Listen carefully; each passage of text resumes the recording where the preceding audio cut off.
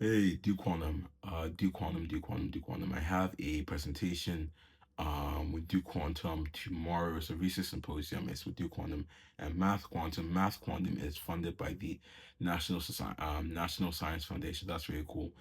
With do quantum, just once again, I've said it for like a bunch of times, but with do quantum, my team essentially looked at the plasma industry, the collection, the processing, and the distribution of plasma, and we asked ourselves, how can we optimize this process? Because it's a very valuable industry, not only in like when you say valuable, it could be think economic. It's not only that, but like plasma, plasma is something that's not easily synthetically generated. So you actually need people to donate, right? And if you need people, then it becomes a bit more complex because stuff like um someone's experience affects how likely they are to be donating again. And you want that person to donate again, and you want more people to donate again. So our prevailing idea was if we can optimize the amount of time it takes, that you can optimize the amount of plasma you get from people as well as their experiences there, and they're able to donate more, and we also optimize the distribution. So as a company, you're able to make much more off your off the work you're doing, right? Um, really, we just use Cubos. Cubos is quadratic constraint binding optimization. It's really cool. I'm not going into the weeds 'cause I feel like I'm gonna get something wrong, but I think it's gonna be awesome to present because it's been a fun project to say the least. I think I've learned a lot. I think it's really interesting working on stuff that require optimization. I'm like, oh wow, like this has shifted my mentality. Even when I'm working on computer graphics, like the whole Gaussian flesh thing with Gaussian splats and all that, or physics and B Gaussians, I would consider stuff that need to be optimized. I've always been wondering like, will quantum will quantum somehow touch computer graphics if it hasn't already?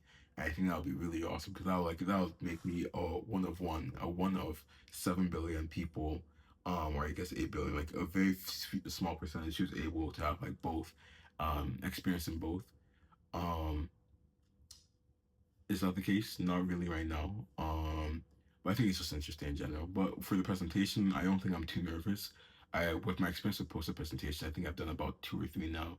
Really, the first poster presentation you do, the first person you talk to, it doesn't go the best. Same with the second, you improve it, and by the third, you have your script, you have what you're going to say, you have been adjusted to the questions, and then you're good to go.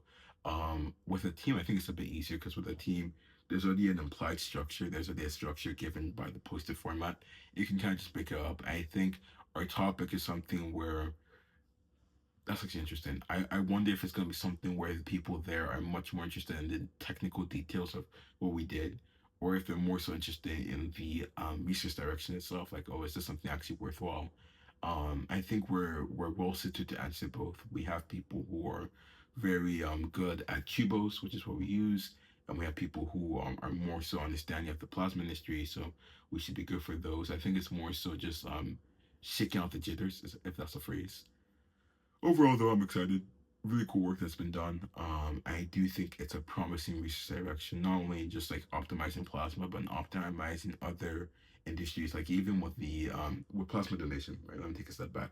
We do donation collection. We do collection, processing, and distribution. We can't skip processing because it's a whole process. But with collection, it's basically kind of like a job swap scheduling problem where it's like if you have people who are donating plasma and you have machines that they have to use, how can you optimize the process so that we can make sure we get the most plasma possible? So how can we send the right people to the right machines? Because I was reading a paper, I think it was from some Canada Health Institute, about blood donation centers about plateau efficiency plateaus about 2/3.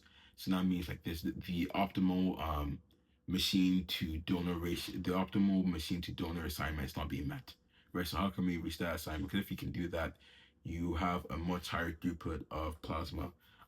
So stuff like that, right? Just taking away plasma, you can apply to blood, you can apply to other problems that are in similar area. So I think just like that itself is really really interesting. I do think I hope someone sees it. I hope someone picks up the project or the research direction.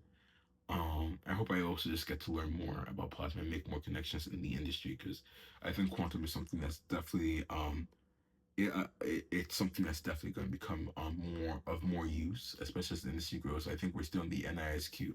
I don't think I know we're still in the NISQ NISQ if that's what people refer to as, which is noisy intermediate scaling quantum or whatever.